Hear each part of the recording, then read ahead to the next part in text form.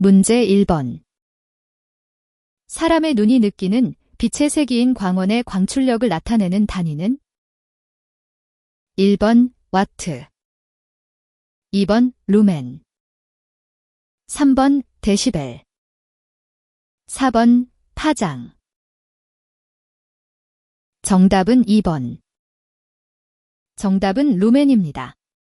사람의 눈이 느끼는 빛의 세기를 측정하는 단위가 바로 루멘이며, 이는 우리가 조명 제품을 선택할 때 주로 참고하게 되는 값입니다.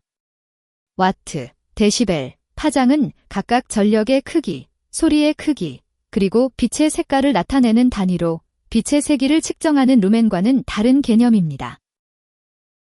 문제 2번. 어떤 물체를 조리개사에 40분의 1 0초로 촬영하는 것이 적당한 노출이라면 조리개를 팔로 할 때의 시간은 얼마인가? 1번 50분의 1초, 2번 10분의 1 0초, 3번 40분의 1 0초, 4번 80분의 1 0초. 정답은 2번. 정답은 2번, 즉 10분의 1 0초입니다. 조리개 값이 커질 때 들어오는 빛의 양은 줄어들기 때문에 이를 보완하기 위해 노출 시간을 길게 설정해야 합니다. 여기서 조리개 4에서 조리개 8으로 바뀌면 빛이 2배 더 적게 들어오므로 노출 시간도 2배로 늘려야 합니다. 따라서 원래의 40분의 1 0초에서 2배 길어진 10분의 1 0초가 필요합니다. 1번은 조리개 값이 너무 크게 바뀌었음에도 불구하고 노출 시간을 적게 늘린 것이라 빛이 부족해질 수 있습니다. 3번과 4번도 역시 조리개 값의 변화에 따른 노출 시간의 조절이 잘못되어 있어 정답이 될 수 없습니다. 문제 3번. 렌즈의 무반사 광학방막은 어떤 광학 현상을 이용한 것인가? 1번 빛의 굴절, 2번 빛의 분산, 3번 빛의 간섭, 4번 빛의 회절. 정답은 3번. 렌즈의 무반사 광학방막은 빛의 간섭 현상을 이용합니다. 이 방막은 두께가 정확히 조절되어 있어 빛이 방막을 통과하거나 반사할 때 일어나는 간섭으로 인해 특정 파장대의 빛을 반사시키지 않게 만듭니다. 이렇게 되면 원하는 파장대의 빛은 거의 완전히 통과하게 독특한 무반사 효과를 만들어냅니다. 빛의 굴절, 분산, 회절은 각각 다른 광학 현상으로 무반사 방막에서 주요 역할을 하지는 않습니다. 이들 현상은 빛이 경계면을 통과하거나 물체 주변을 돌아가는 등의 상황에서 나타나는 반면 무반사 효과는 두 개의 서로 다른 매질 사이에서 일어나는 간섭에 기초합니다. 문제 4번. 다음 중 빛의 회절을 이용한 것은? 1번 격자 분광기, 2번 프리즘 분광기, 3번 통신용 광섬유, 4번 액정 표시장치. 정답은 1번. 정답은 1번 격자 분광기입니다. 격자 분광기는 빛의 회절을 이용하여 특정 파장의 빛만 선택적으로 통과시키는 장치입니다. 이는 빛이 격자의 간격보다 작아지면 일어나는 회절 현상을 활용합니다. 2번 프리즘 분광기와 3번 통신용 광섬유, 그리고 4번 액정 표시장치는 모두 다른 원리를 이용합니다. 프리즘은 빛의 굴절을 통해 스펙트럼을 만드는데 이는 회절과는 다릅니다. 또한 광섬유와 LCD는 주로 빛의 전파나 조명 효과를 활용하며 회절 현상을 직접적으로 이용하지 않습니다. 따라서 격자 분광기가 빛의 회절을 가장 적극적으로 이용하는 장치입니다. 문제 5번. 맑은 날의 파란 하늘과 붉은 저녁 노을의 현상을 광학적으로 가장 적절하게 설명한 것은? 1번 대기에 의한 빛의 굴절 현상이다. 2번 대기에 의한 빛의 분산 현상이다. 3번 대기에 의한 빛의 산란 현상이다. 4번 대기에 의한 빛의 간섭 현상이다. 정답은 3번.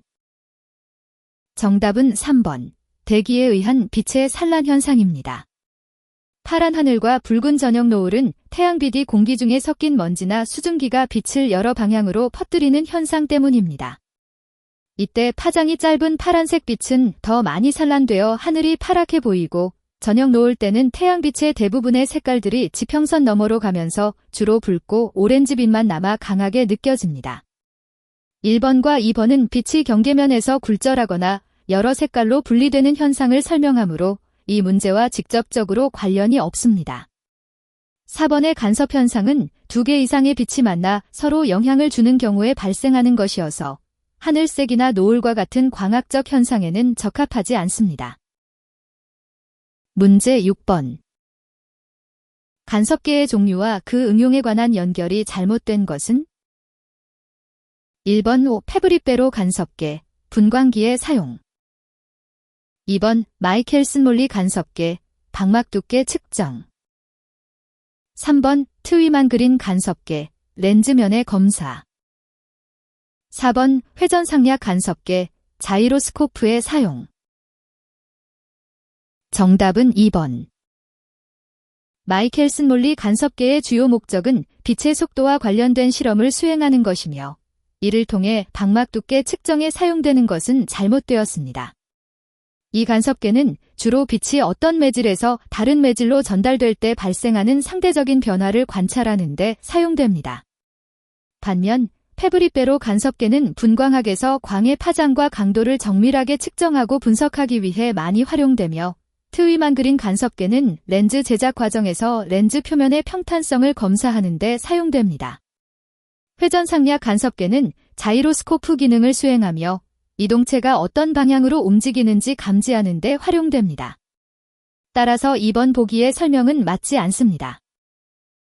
문제 7번. 다음 중 광도의 단위는 어느 것인가? 1번 칸델라, 2번 루멘, 3번 와트, 4번 룩스.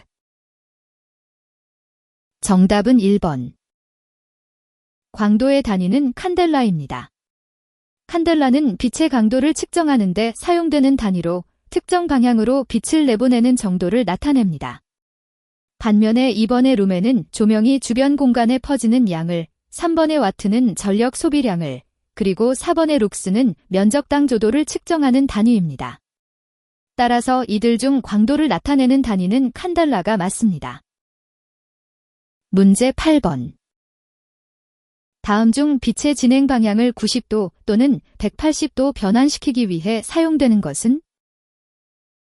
1번 렌즈, 2번 프리즘, 3번 필터, 4번 편광자. 정답은 2번. 프리즘은 빛이 통과할 때 삼각형 모양의 경계면을 만나 각도에 따라 방향을 바꾸는 성질인 굴절을 이용하여 빛의 진행 방향을 90도 또는 180도로 변환시킵니다. 이 때문에 프리즘은 광학 실험에서 빛의 분산이나 각도 변화를 관찰하는 데 주로 사용됩니다. 반면 렌즈는 주로 빛을 모으거나 퍼뜨리는 역할을 하며 방향 변환에 특화되어 있지 않습니다. 필터는 주로 특정 파장의 빛만 통과시키는 기능이 있어 방향 변환에는 관련성이 없습니다. 편광자는 빛의 진동면을 제한하거나 바꾸는 역할을 하므로 진행 방향을 직접 90도 또는 180도로 바꾸는 것은 아닙니다. 문제 9번. 초점거리 10cm인 볼록 렌즈의 앞쪽 15cm 되는 곳에 물체가 있다. 이 물체의 상에 대하여 올바르게 기술한 것은? 1번 렌즈의 뒤쪽의 도립 허상, 2번 렌즈의 앞쪽의 정립 허상, 3번 렌즈의 뒤쪽의 도립 실상, 4번 렌즈의 앞쪽의 정립 실상. 정답은 3번. 정답은 3번입니다. 초점거리가 10cm인 볼록 렌즈 앞쪽에서 15cm 떨어진 곳에 물체가 있을 때 이 물체는 렌즈의 뒤쪽의 도립 실상이 형성됩니다. 왜냐하면 물체와 렌즈 사이의 거리가 초점거리를 넘어서 렌즈의 2배보다 큰 경우 볼록 렌즈는 뒤쪽의 실제 크기보다 작은 정반대 방향으로 놓인 실상을 만듭니다. 따라서 1번과 2번은 허상이 형성되는 조건을 잘못 이해했고 4번은 물체와 렌즈 사이의 거리가 초점거리보다 큰 경우에 실상이 뒤쪽으로 형성된다는 점에서 오답입니다. 문제 10번. 프리즘의 백색광을 통과시키면 무지개 빛을 볼 수 있다. 이것은 물질의 어떤 성질 때문인가? 1번 산란, 2번 회절, 3번 분산, 4번 복골절. 정답은 3번. 정답은 3번 분산입니다. 프리즘을 통과할 때 백색광이 무지개처럼 여러 색으로 나뉘는 현상은 빛의 분산 때문입니다. 각 색깔의 빛이 다른 굴절률을 가지고 있어 프리즘을 통과하면서 각도가 다르게 변하며 서로 다른 방향으로 퍼져나갑니다. 1번 산란은 빛의 입자와 부딪혀 방향이 바뀌는 현상이고 2번 회절은 벽이나 물체를 만나 굴절하는 과정에서 일어나는 작은 꺾임 현상을 말합니다. 이 두 현상은 빛의 색깔을 분리하지 않습니다. 4번 복골절은 같은 물질에서도 여러 개의 광선이 나오는 현상으로 이 역시 무지개처럼 다양한 색깔로 나뉘지는 않습니다. 문제 11번. 다음 광선 중 에너지가 가장 큰 것은? 1번 자외선, 2번 빨강색, 3번 파랑색, 4번 적외선. 정답은 1번. 정답은 1번 자외선입니다. 빛의 에너지는 파장과 반비례 관계에 있으며, 즉 파장이 짧을수록 에너지가 크고 파장이 길면 에너지가 작아집니다. 따라서 주어진 보기 중에서 파장이 가장 짧은 자외선이 에너지가 가장 큽니다. 빨강색과 적외선은 모두 가시광선의 범위 내에 있지만 파장이 길어서 에너지는 자외선보다 작습니다. 파랑색도 가시광선의 일부분이지만 빨강색이나 적외선보다는 에너지가 크지만 여전히 자외선에 비해 작은 편입니다. 문제 12번. 다음 중 스펙트럼에 의해 분산된 색광에서 파장이 가장 짧은 색은? 1번 빨강, 2번 노랑, 3번 파랑, 4번 보라. 정답은 4번. 정답은 4번 보라입니다. 스펙트럼에서 색깔의 파장 길이는 빨강부터 보라까지 점점 짧아집니다. 따라서 파장이 가장 짧은 색은 보라색이라고 할 수 있습니다.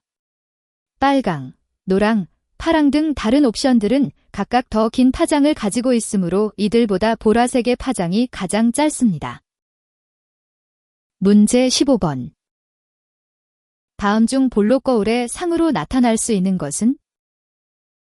1번 도립허상, 2번 도립실상, 3번 정립허상, 4번 정립실상. 정답은 3번. 볼록 거울은 물체로부터 나오는 빛이 거울 표면에서 여러 방향으로 퍼져나가기 때문에 실제보다 작아진 정립허상만을 만들어냅니다. 따라서 3번 정립허상이 올바른 답입니다. 1번과 2번은 도립상이 나오지 않기 때문에 불가능합니다. 또한 볼록 거울은 실물보다 큰 이미지를 만들 수 없으므로 4번 정립실상도 올바르지 않습니다. 결론적으로 볼록 거울에서만 가능한 정립허상을 선택한 3번이 맞습니다. 문제 16번. 다음 중 원자 상태의 기체 광원에서 나오는 빛을 분산시켜 얻어지는 스펙트럼은? 1번 선 스펙트럼, 2번 띠 스펙트럼, 3번 연속 스펙트럼, 4번 프라운호퍼 스펙트럼. 정답은 1번. 정답은 선 스펙트럼입니다. 원자 상태의 기체 광원에서 나오는 빛을 분산시키면 특정한 위치에 고유한 색깔의 선들이 나타납니다. 이는 각 원자가 특별한 에너지 수준 간의 전이로 인해 발생하며 이를 통해 어떤 원자인지 식별할 수 있습니다. 띠 스펙트럼, 연속 스펙트럼, 그리고 프라운호퍼 스펙트럼은 각각 고체나 액체에서 나오는 빛이나 태양과 같은 복사광원에서 얻어지는 스펙트럼으로 기체 광원에서는 이러한 형태의 스펙트럼이 나타나지 않습니다. 따라서 이들 옵션은 해당 상황에 맞지 않습니다. 문제 17번. 빛이 굴절률 1.7인 기판의 수직으로 입사할 때 반사율은 약 얼마인가? 1번 4.3%, 2번 6.7%, 3번 8.6%, 4번 12.6%. 정답은 2번. 빛이 굴절률 1.7인 기판의 수직으로 입사할 때 반사율을 계산하는 데에는 피레차의 법칙을 사용합니다. 이 법칙은 두 매체 사이의 전기적 성질 차이를 이용해 반사되는 빛의 비율을 알려줍니다. 굴절률 1과 1.7인 두 매체 간의 경계에서 계산하면 정답인 6.7%가 나옵니다. 다른 옵션들은 이 공식에 맞지 않게 계산되었거나 잘못된 값을 사용해 얻은 결과이므로 틀립니다. 간단히 말해서 빛이 특별한 유리나 물질로 들어갈 때 반사되는 양을 정확하게 알아보려면 두 매체의 성질을 고려해야 합니다. 이 문제에서는 그 값이 6.7%가 되는 것이 맞습니다. 문제 18번. 굴절률 1.5인 유리와 공기면에서의 전반사각 세타는 1번 신 3분의 2, 2번 코즈 3분의 2, 3번 텐 3분의 2, 4번 텐 2분의 3. 정답은 1번. 전반사각은 빛이 경계면에서 완전히 반사되는 각도를 말합니다. 이 문제에서는 유리와 공기 사이의 전반사각을 구해야 합니다. 전반사가 일어나려면 빛이 들어오는 매체의 굴절률보다 나가는 매체의 굴절률이 작아야 하며 이 경우 N1.5이고 N1입니다. 전반사각 세타는 신젠젠으로 계산되므로 신 1분의 1, 5 3분의 2가 됩니다. 따라서 정답은 1번입니다. 다른 보기들은 각 삼각함수의 정의와 관련이 없거나 전반사각을 잘못 이해한 결과로 틀린 것입니다. 문제 19번. 전자기파 스펙트럼 중에서 가시광선보다 파장이 짧고 살균작용에 이용되는 광선은 무엇인가? 1번 초단파, 2번 적외선, 3번 자외선, 4번 알파선. 정답은 3번. 정답은 3번 자외선입니다. 가시광선보다 파장이 짧고 살균작용에 효과적인 광선은 바로 자외선입니다. 자외선은 세포의 DNA를 파괴하여 박테리아나 바이러스 같은 미생물을 죽이는 데 사용됩니다. 초단파, 적외선, 알파선은 각각 전자기파 스펙트럼에서 다른 위치에 있으며 살균작용에는 직접적으로 관련이 없습니다. 초단파와 알파선은 전자기파 스펙트럼의 다른 부분을 차지하며 특히 살균작용과는 연관성이 낮습니다. 적외선은 가시광선보다 파장이 길어 자외선보다 살균 효과가 약합니다. 문제 20번. 다음 사람의 눈 구조 중에서 가장 부피가 큰 것은? 1번 각막, 2번 초자체, 3번 수정체, 4번 방수. 정답은 2번. 눈 구조 중에서 가장 부피가 큰 부분은 초자체입니다.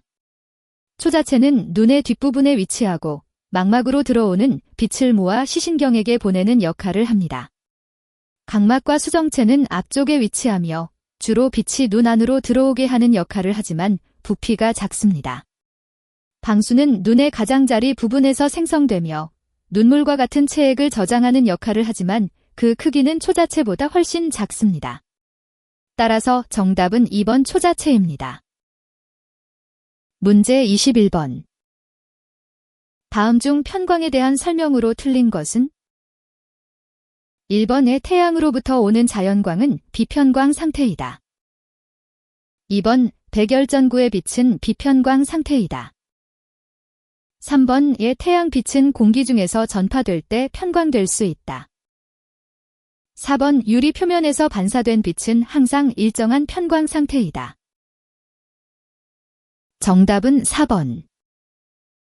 정답은 4번 유리 표면에서 반사된 빛은 항상 일정한 편광 상태이다입니다. 이 문장이 틀린 이유는 유리 표면에서 반사되는 빛도 각각의 입사각에 따라 편광 상태가 달라지기 때문입니다. 즉, 특정한 입사각에서는 일정한 방향으로 편광되지만 모든 경우에 걸쳐서 항상 같은 방향으로 편광되는 것은 아닙니다. 다른 보기들은 모두 맞습니다. 1번은 자연광이 다양한 방향으로 진동하므로 비편광 상태임을 설명합니다.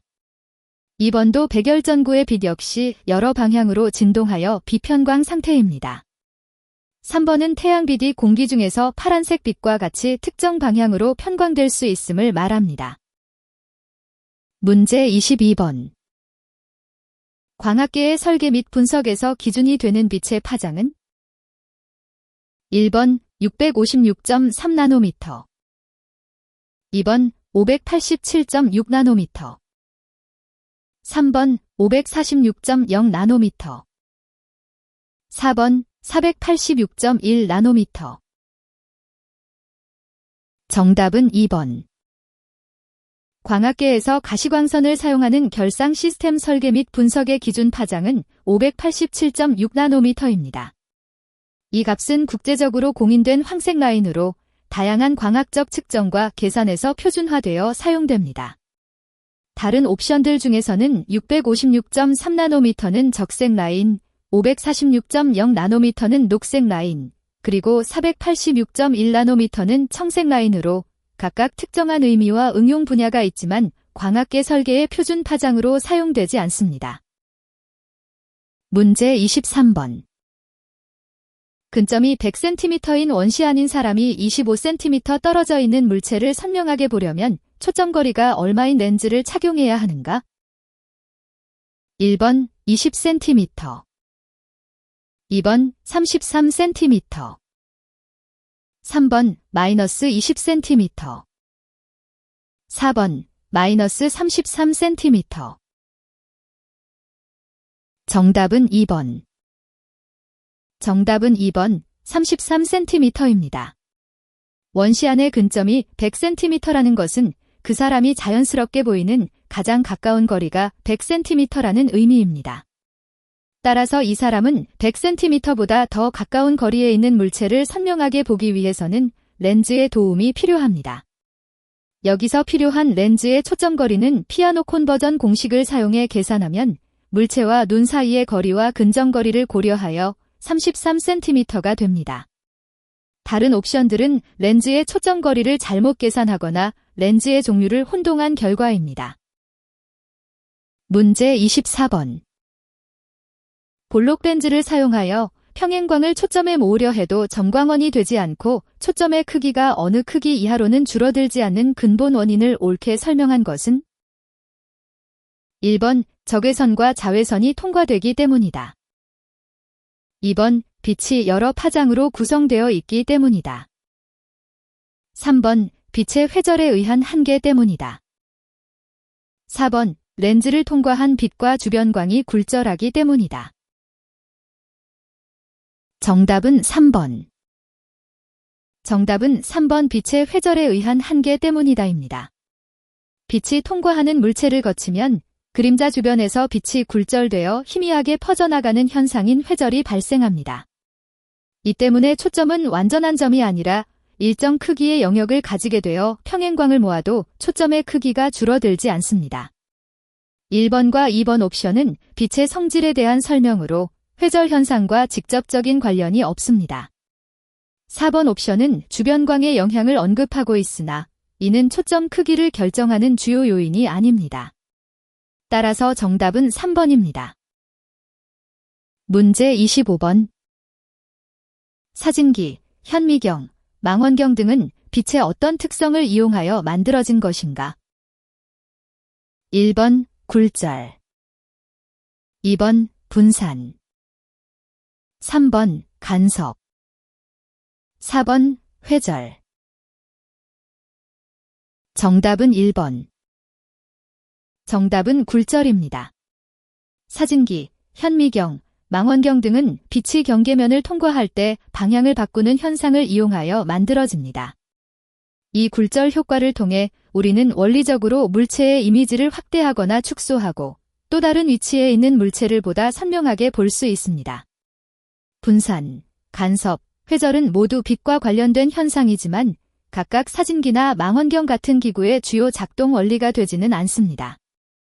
이들 현상들은 특정 조건에서 빛의 색깔을 분리하거나 여러 개의 빛이 만나서 서로 영향을 미치는 등 다른 종류의 특성을 보여줍니다. 문제 27번. 다음 중 렌즈의 편심은 무엇을 의미하는가? 1번, 렌즈의 광축이 렌즈의 중심에 있지 않는 것. 2번, 렌즈 상하 방향의 곡률과 좌우 방향의 곡률이 다른 것. 3번, 렌즈의 중심부가 많이 연마되어 중심부의 곡률이 작아진 것. 4번, 렌즈의 모서리 부분이 많이 연마되어 모서리의 곡률이 작아진 것. 정답은 1번. 렌즈의 편심은 렌즈의 광축이 렌즈의 중심에서 벗어나 있는 상태를 의미합니다. 이는 빛이 통과할 때 정확한 초점 위치를 맞추기 어렵게 만드므로 렌즈 성능에 부정적인 영향을 미칩니다. 2번부터 4번까지의 보기들은 각각 곡률 차이, 중심부 연마 정도, 모서리 연마 상태 등을 설명하며 이는 편심과 직접 관련이 없습니다. 따라서 정답은 렌즈의 광축이 중심에서 벗어난 상태를 의미하는 1번입니다. 문제 28번. 광학평면 가공 도중에 피조 간섭계를 이용하여 평면을 검사할 때 한 개의 환무늬가 사라졌다면 어느 정도의 돌출부가 제거되었다고 볼 수 있는가? 1번 1파장, 2번 2분의 1파장, 3번 4분의 1파장, 4번 10분의 1파장. 정답은 2번. 피조 간섭계를 사용하여 광학평면을 검사할 때 한 개의 환무늬가 사라진다는 것은 그 부위에서 상대적인 높이 차이가 2분의 1파장만큼 줄어들었다는 것을 의미합니다.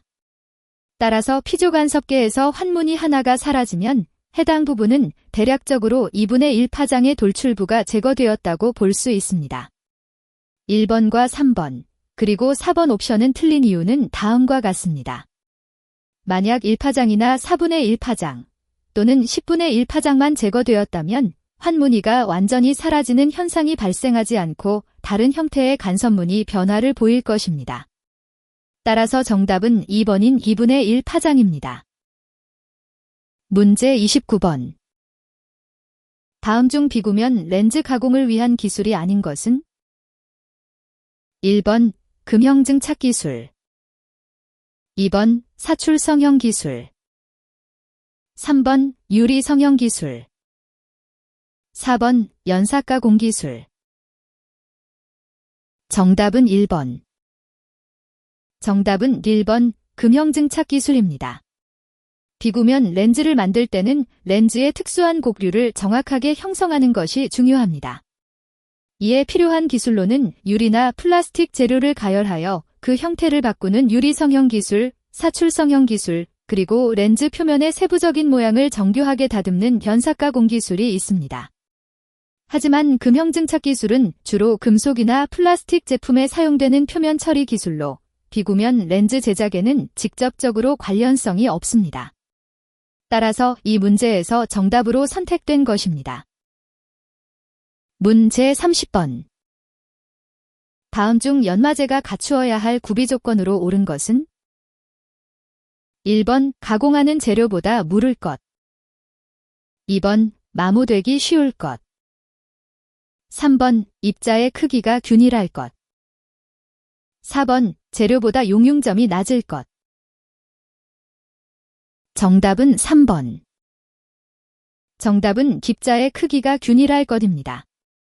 연마제의 입자 크기가 일정하게 유지되면 표면을 고르고 부드럽게 다듬는 데 효과적입니다. 만약 재료보다 연마제가 약하다거나 쉽게 마모된다 또는 용융점이 낮아 녹기 쉽다면 원하는 표면 처리를 제대로 할 수 없습니다. 따라서 연마 작업의 성공 여부는 주로 연마제의 입자 크기가 균일하게 분포되어 있는지에 따라 결정됩니다. 문 제31번. 다음 중 단층 무반사막 증착에 사용할 물질로 가장 적합한 것은? 1번 렌즈 재질보다 용융점이 높은 물질.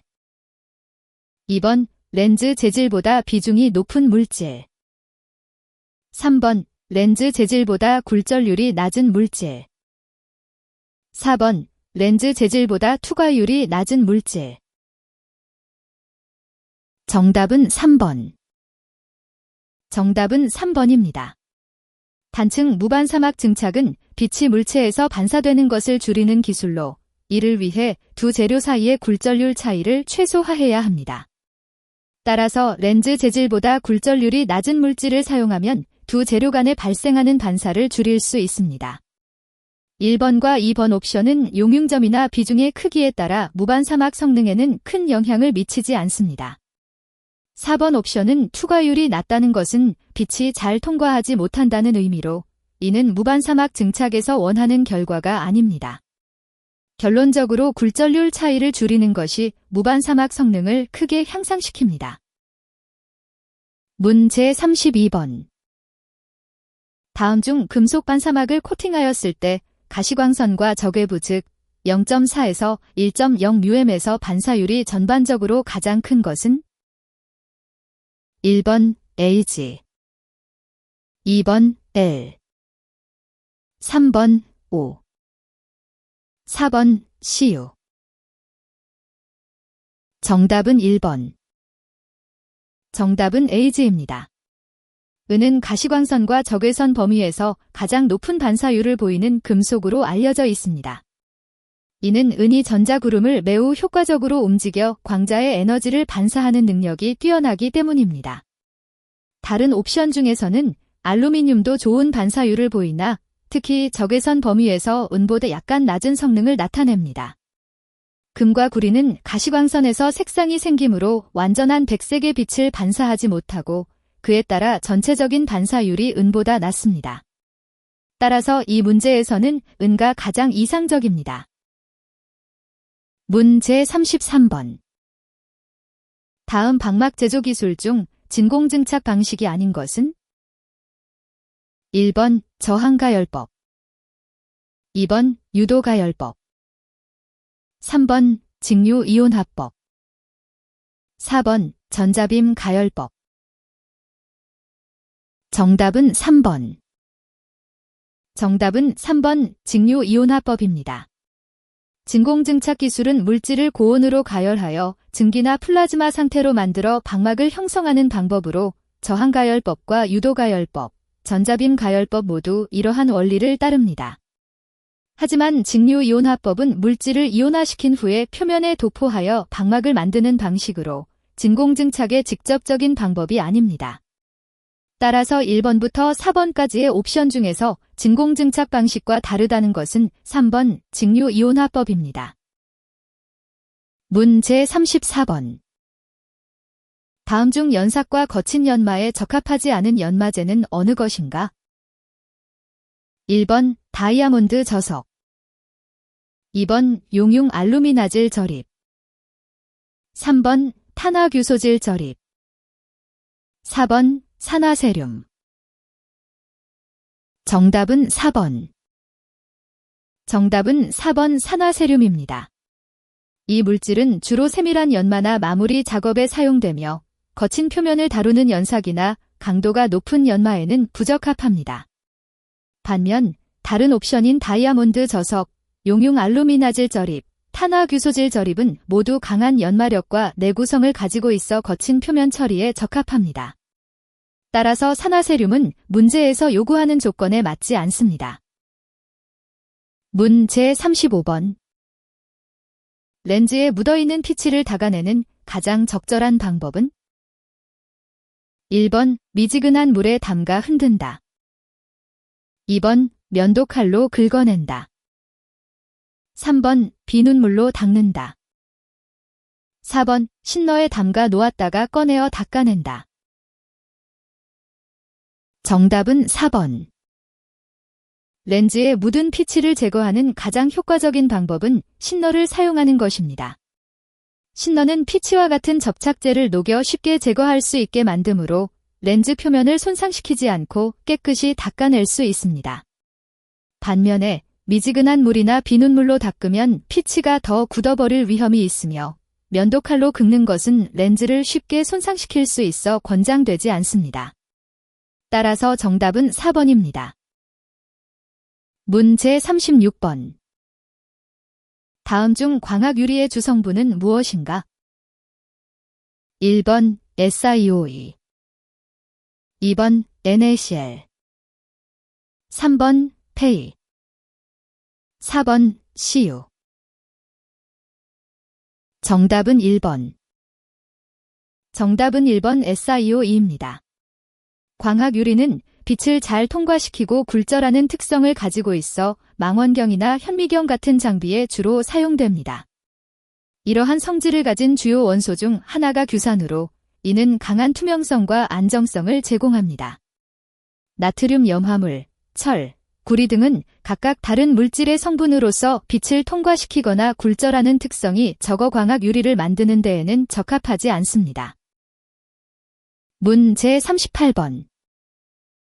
가시광선 파장의 일반적인 범위로 가장 적절한 것은? 1번 180나노미터 400나노미터, 2번 320나노미터 560나노미터, 3번 380나노미터 780나노미터, 4번 560나노미터 980나노미터. 정답은 3번. 가시광선은 우리가 눈으로 볼 수 있는 빛의 범위를 말합니다. 이 범위는 대체적으로 380나노미터에서 780나노미터 사이입니다. 따라서 옵션 3번이 정답입니다. 다른 보기들은 각각 가시광선의 범위보다 짧거나 길어서 우리가 눈으로 볼 수 있는 빛의 실제 범위와 맞지 않습니다. 예를 들어 1번과 4번은 자외선이나 적외선의 일부 영역을 포함하고 있어 우리 눈으로 직접 보이지 않는 파장들까지 포함하고 있습니다. 2번도 가시광선의 일부분만을 나타내고 있으므로 올바르지 않습니다. 문제 40번. 광소자에 대한 설명으로 잘못된 것은? 1번 광기능소자에는 능동소자와 수동소자가 있다. 2번 발광소자는 전기신호를 광신호로 변환시켜주는 소자로 LED가 있다. 3번 수광소자는 광신호를 감지하여 전기신호로 변환시켜주는 소자로 LED가 있다. 4번 우광소자는 빛을 발생, 처리, 감지하는 기능을 수행하는 소자를 말한다. 정답은 3번. 정답인 3번 보기의 오류를 살펴보면 LED는 빛을 발생시키는 발광소자입니다. 즉, LED는 광신호를 전기신호로 변환하는 것이 아니라 전기를 받아 빛을 내는 역할을 합니다. 따라서 수광소자의 정의와 맞지 않습니다. 다른 보기들에 대해서는 다음과 같이 설명할 수 있습니다. 1번 보기는 능동소자와 수동소자를 구분한 것이 올바르게 정리되어 있습니다. 2번 보기는 LED가 발광소자로 광신호를 발생시키는 것을 설명하고 있어 맞습니다. 4번 보기는 광소자의 일반적인 기능을 간략하게 정의한 것이므로 올바르다고 볼 수 있습니다. 따라서 3번 보기만이 오류가 있는 것입니다. 문제 41번. 명시거리가 20cm인 사람을 정상인의 명시거리인 25cm로 하려면 어떤 안경을 착용하여야 하는가? 1번 초점거리 10cm의 볼록렌즈, 2번 초점거리 100cm의 볼록렌즈, 3번 초점거리 10cm의 오목렌즈, 4번 초점거리 100cm의 오목렌즈. 정답은 4번. 정답은 4번입니다. 초점거리가 100cm의 오목렌즈를 사용해야 하는 이유는 눈이 가까운 거리에서 뿐만 아니라 더 멀리 있는 물체까지 명확하게 볼 수 있도록 돕기 때문입니다. 이 문제에서는 시력이 약간 나빠진 사람에게 적합한 안경을 찾는 것이므로 오목렌즈가 필요합니다. 볼록렌즈는 가까운 거리의 물체를 더 멀게 보이게 만드는데 사용되므로 이 문제에서는 맞지 않습니다. 1번과 2번 보기인 볼록 렌즈는 가까운 거리를 멀리 보이게 하는 역할을 하기 때문에 가까운 거리를 정상적으로 볼 수 있도록 돕는 데 적합하지 않습니다. 3번은 초점거리가 너무 짧아서 눈의 조절 능력을 과도하게 요구하며 실제로 시력 개선에 도움이 되지 않을 것입니다. 문제 42번. 제작된 망원경으로 사물을 관찰하니 물체 주위에 푸른 세개띠가 형성되었다면 그 원인으로 옳은 것은? 1번 색수차가 보정되지 않았다. 2번 코마 수차가 있기 때문이다. 3번 왜곡 현상이 있기 때문이다. 4번 구면 수차를 보정하지 않았다. 정답은 1번. 정답은 1번 색수차가 보정되지 않았다입니다. 망원경을 통해 물체를 관찰할 때 빨간색과 파란색 같은 다양한 색깔의 빛이 서로 다른 방향으로 굴절되어 초점이 맞지 않게 되면 푸른 또는 주황색의 띠가 보이는 현상이 발생합니다. 이는 바로 색수차라고 불리는 현상이며 이를 제대로 보정하지 않았을 때 나타납니다. 2번부터 4번은 각각 다른 종류의 수차를 설명하는데 코마 수차와 왜곡 현상, 구면 수차는 각각 빛이 초점에 정확히 모여들지 않거나 형태가 변형되는 현상을 의미합니다. 하지만 이들 현상은 푸른색의 띠를 만들어내지는 않습니다. 따라서 푸른색 띠가 관찰된다면 망원경이 색수차를 제대로 보정하지 않았음을 나타냅니다. 문제 43번. 렌즈의 굴절능과 디옵터에 대한 설명으로 틀린 것은? 1번 일반적으로 초점거리의 역수를 렌즈의 굴절능이라 한다. 2번 초점거리가 길수록 굴절능은 큰 값을 갖는다. 3번 초점거리가 10cm이면 10디옵터이다. 4번 초점거리가 1m이면 1디옵터이다. 정답은 2번. 정답은 D번 초점거리가 길수록 굴절능은 큰 값을 갖는다입니다. 이 문장이 잘못된 이유는 렌즈의 굴절능은 초점거리를 기준으로 초점거리가 길어질수록 굴절능은 작아진다는 점을 반영하지 않았기 때문입니다. 즉, 초점거리가 짧으면 더 많은 광선을 한 지점을 모을 수 있으므로 굴절능이 커집니다. 다른 보기들은 대부분 올바르게 설명하고 있습니다. 1번은 렌즈의 굴절능을 정확히 정의하고 있습니다. 3번과 4번은 디옵터 단위를 초점거리와 연결시켜 설명하는데 이는 정확한 표현입니다. 하지만 4번이 잘못된 점수로 표기되었으므로 실제로는 1m 초점거리를 가진 렌즈의 굴절능은 1디옵터가 아니라 0.1디옵터임을 주의해야 합니다. 따라서 이 문제에서 중요한 포인트는 초점거리와 굴절능 사이의 역관계를 이해하는 것입니다. 문제 44번. 프리즘이 프리즘 쌍안경에 사용되는 가장 큰 이유는 무엇인가? 1번 적립상을 보기 위해서. 2번 투과율을 높이기 위해서. 3번 배율을 크게 하기 위해서. 4번 왜곡 수차를 줄이기 위해서. 정답은 1번. 프리즘이 프리즘 쌍안경에 사용되는 가장 큰 이유는 적립상을 보기 위해서입니다. 프리즘은 빛의 경로를 바꾸어 주므로 우리가 보는 이미지가 실제와 반대 방향으로 휘어버리는 것을 바로잡아줍니다. 이렇게 하면 우리는 자연스러운 방향으로 물체를 볼 수 있게 되고 작업 효율이 크게 높아집니다.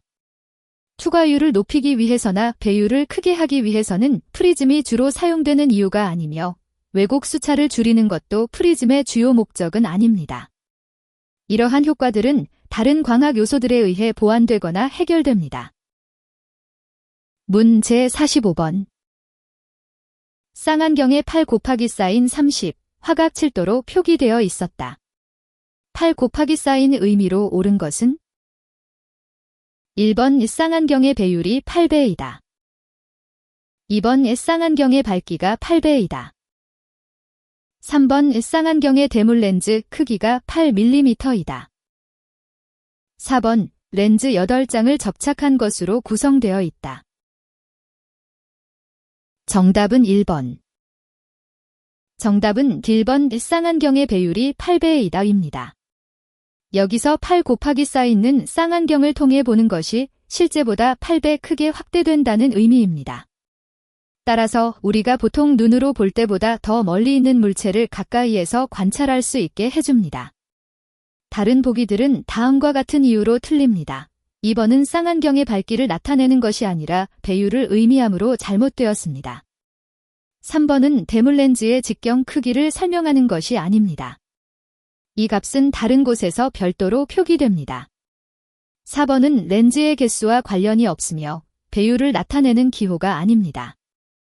따라서 쌍안경에 8 곱하기 쌓이는 그 물체를 8배 크게 보여주는 배율을 의미합니다. 문 제47번. 사칸델라의 광원이 탁자의 중앙 50cm 위에 매달려 있을 때 탁자면 중앙의 발광 조도는 얼마인가? 1번 4, 2번 16, 3번 20, 4번 25. 정답은 2번. 정답은 2번인 16입니다. 이 문제를 해결하기 위해서는 광원의 발광 강도와 조도 사이의 관계식을 이해해야 합니다. 조도는 광원이 주어진 면적에 분산시키는 빛의 양으로 여기서는 중앙에서 1제곱미터의 면적에 대한 조도를 구하려고 합니다. 문제에서 주어진 정보로 보아 사칸델라 광원이 탁자 위 50cm 즉 반경 25제곱cm 근사 0.2제곱미터의 원형 면적의 빛을 분산시키는 것으로 볼 수 있습니다. 따라서 조도를 계산하면 근사 16럭스가 됩니다. 다른 보기들은 문제에서 주어진 정보와 조도의 정의를 잘못 이해하거나 계산 과정에서 오류가 발생한 것으로 보입니다. 문 제48번. 다음 중 단색 필터를 사용한 사진기의 성능 개선을 위해 대물렌즈에서 제거하여야 할 수차가 아닌 것은? 1번 구면 수차, 2번 왜곡 수차, 3번 비점 수차, 4번 색 수차. 정답은 4번. 정답은 색수차입니다. 단색 필터를 사용한 사진기에서는 색상에 따른 초점거리 차이가 없으므로 색수차를 개선하는 것이 성능 향상에 직접적으로 기여하지 않습니다. 반면 구면수차와 왜곡수차는 렌즈의 형태적 문제로 인해 발생하며 이를 제거하면 이미지의 선명도가 크게 향상됩니다. 비점수차는 대물렌즈의 초점이 정확히 집중되지 않아 발생하는 현상으로 이를 개선하지 않으면 사진의 중심과 가장자리에서 명암이나 색상이 일정하게 유지되지 않습니다. 따라서 단색 필터를 사용한 사진기에서는 구면수차와 왜곡수차, 비점수차를 제거하여 성능을 향상시킬 수 있지만 색수차는 관련성이 낮습니다. 문 제49번. 투명한 유리를 가루로 잘게 부수면 흰 설탕같이 보인다. 이러한 현상은 무엇 때문인가? 1번 굴절, 2번 간섭, 3번 전반사, 4번 난반사. 정답은 4번. 투명한 유리를 가루로 잘게 부수면 흰 설탕처럼 보이는 현상은 난반사 때문입니다. 유리가 큰 조각일 때는 빛이 통과하여 투명하게 보이지만 유리가 아주 작아지면 표면이 매우 거칠어집니다. 이로 인해 들어오는 빛이 여러 방향으로 산발적으로 튕겨져 나가게 되는데 이것이 난반사입니다. 따라서 빛이 모든 방향으로 퍼져나오므로 우리 눈에는 밝고 희미하게 보이는 것입니다. 굴절, 간섭, 전반사는 유리 조각이 작아지더라도 특별한 현상이 발생하지 않거나 또는 이러한 현상을 일으키는 주요 원인이 아닙니다. 따라서 이들 옵션은 해당 상황에 맞지 않습니다. 문제 50번. 광섬유를 접속하는 다음 방법 중 접속 손실이 가장 작은 것은? 1번 커넥터 접속, 2번 접속 키트 접속, 3번 융착 접속, 4번 V그루브 접속. 정답은 3번. 융착 접속은 광섬유를 최소한의 손실로 접속하는 가장 효과적인 방법입니다. 이 방식에서는 고온으로 섬유를 녹여서 직접 연결하므로 물리적 간섭이 거의 없어 전송 효율이 뛰어납니다. 반면에 커넥터나 V그루브 접속은 물리적으로 섬유를 맞대는 방식이라 접촉 부위에서 손실이 발생하고 접속 키트 사용도 접촉 부분에 불규칙성이 있어 손실을 일으킵니다. 따라서 융착 접속이 다른 방법들보다 손실이 가장 적습니다. 문제 51번. 유해물질이 독성 정도를 결정하는 중요한 인자로 볼 수 없는 것은? 1번 침입 경로, 2번 작업 환경 조건, 3번 작업 숙련도, 4번 농도와 폭로 시간. 정답은 3번. 유해물질이 독성 정도를 결정하는 중요한 요소들은 침입 경로, 작업 환경 조건, 그리고 농도와 폭로 시간입니다. 이들 요인은 유해물질이 인체에 미치는 영향을 직접적으로 결정합니다. 그러나 작업 숙련도는 개인의 기술이나 경험 수준을 나타내며 이는 유해물질 자체의 독성을 변화시키지 않습니다. 따라서 정답은 3번 작업 숙련도입니다. 다른 옵션인 침입 경로와 같은 요소들은 유해물질이 인체에 어떻게 영향을 미치는지를 결정하는 중요한 변수들입니다. 문제 52번. 진폐증 발생에 관여하는 요인들로 볼 수 없는 것은?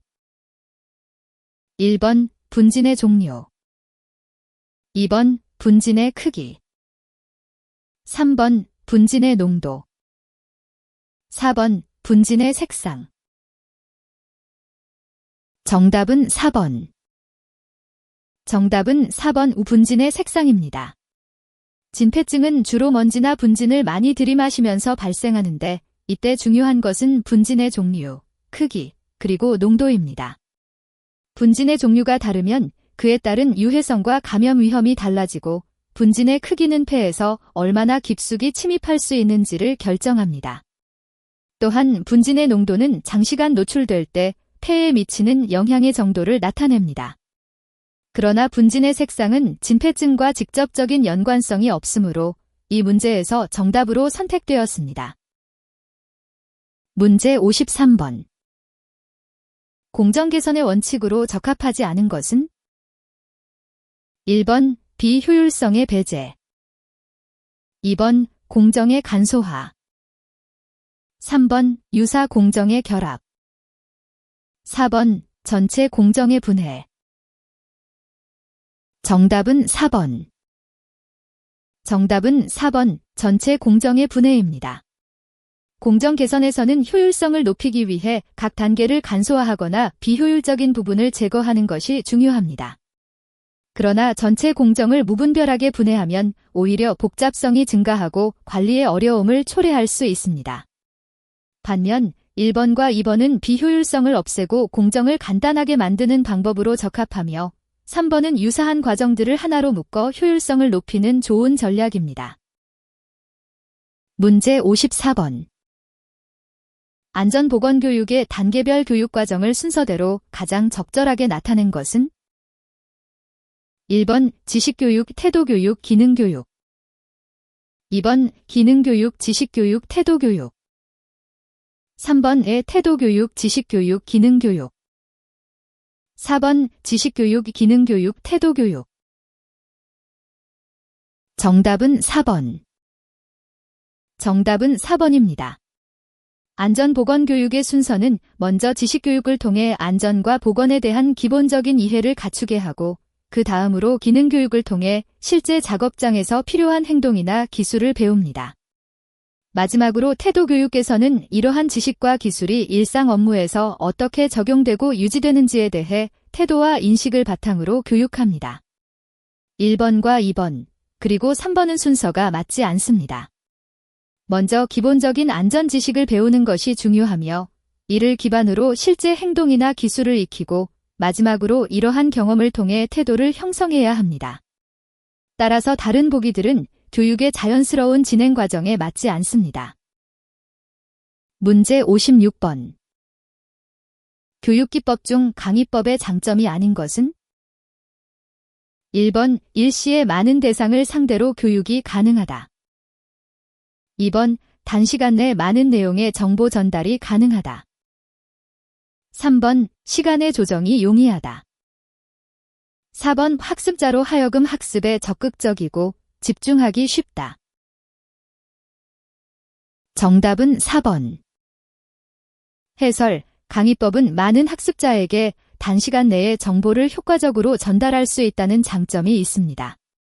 따라서 1번과 2번 옵션은 강의법의 장점을 잘 설명하고 있습니다. 또한 시간 조정이 용이하다는 점도 강의법의 특징 중 하나로 3번 역시 맞습니다. 그러나 4번은 강의법의 단점으로 학습자가 수동적으로 참여하게 되어 적극적인 학습이나 집중을 어렵게 만듭니다. 따라서 4번이 올바른 답입니다. 문제 57번. 연삭기를 사용하는 연삭 작업 시 눈을 보호하기 위한 개인 보호구는 1번 안전모, 2번 보안경, 3번 방진 마스크, 4번 방독 마스크. 정답은 2번. 정답은 D번 보안경입니다. 연삭 작업을 할 때 눈에 날라오는 가루나 조각, 그리고 빛나는 파편 등을 차단하기 위해 보안경을 사용해야 합니다. 보안경은 눈을 직접적으로 보호하므로 이 문제의 정답이 됩니다. 1번 안전모, 3번 방진 마스크, 4번 방독 마스크는 각각 머리, 호흡기, 독성 가스를 주로 보호하는 데 사용되므로 눈을 보호하는 데는 적합하지 않습니다. 따라서 이들 옵션은 해당 상황에서 잘못된 선택입니다. 이렇게 개인 보호구는 작업의 특성에 맞춰 정확하게 선택해야 합니다. 문제 58번. 다음 중 화학적 질식제로 볼 수 없는 것은? 1번 메탄, 2번 황화수소, 3번 니트로벤젠, 4번 일산화탄소. 정답은 1번. 정답은 메탄입니다. 화학적 질식제란 공기 중 산소를 대체하거나 제거하여 호흡을 어렵게 만드는 물질을 말합니다. 메탄은 산소와 상호작용하지 않고 단지 공기를 차지할 뿐이므로 산소를 직접적으로 제거하는 것은 아닙니다. 반면에 황화수소, 니트로벤젠, 일산화탄소는 모두 산소와 경쟁하여 적혈구의 산소 결합을 방해하거나 대체함으로써 질식을 일으킵니다. 따라서 메탄은 화학적 질식제로 분류되지 않습니다. 문제 60번. 안전보건 표지의 색채와 용도를 바르게 나타낸 것은? 1번 녹색, 안내, 2번 노랑, 지시, 3번 파랑, 금지, 4번 옷빨강, 경고. 정답은 1번. 정답은 1번 녹색, 안내입니다. 안전과 보건 표지의 색상은 특정한 의미를 가지고 있는데 녹색은 주로 안전하고 길을 알려주는 역할을 합니다. 예를 들어 비상구나 대피 경로 등을 가리키는 표시가 녹색으로 이루어져 있습니다. 다른 보기들은 다음과 같은 이유로 틀립니다. 노랑, 지시는 잘못되었습니다. 실제로 노란색은 주의를 환기시키는 경고 역할을 합니다. 파랑, 금지는 올바르지 않습니다. 파란색은 보통 행동을 지시하거나 해야 할 일을 알려주는 색으로 사용됩니다. 빨강, 경고도 맞지 않습니다. 빨간색은 위험을 나타내는 금지 표지를 대표하는 색상입니다. 따라서 각 색깔이 가지는 의미를 정확히 이해하면 쉽게 답할 수 있습니다.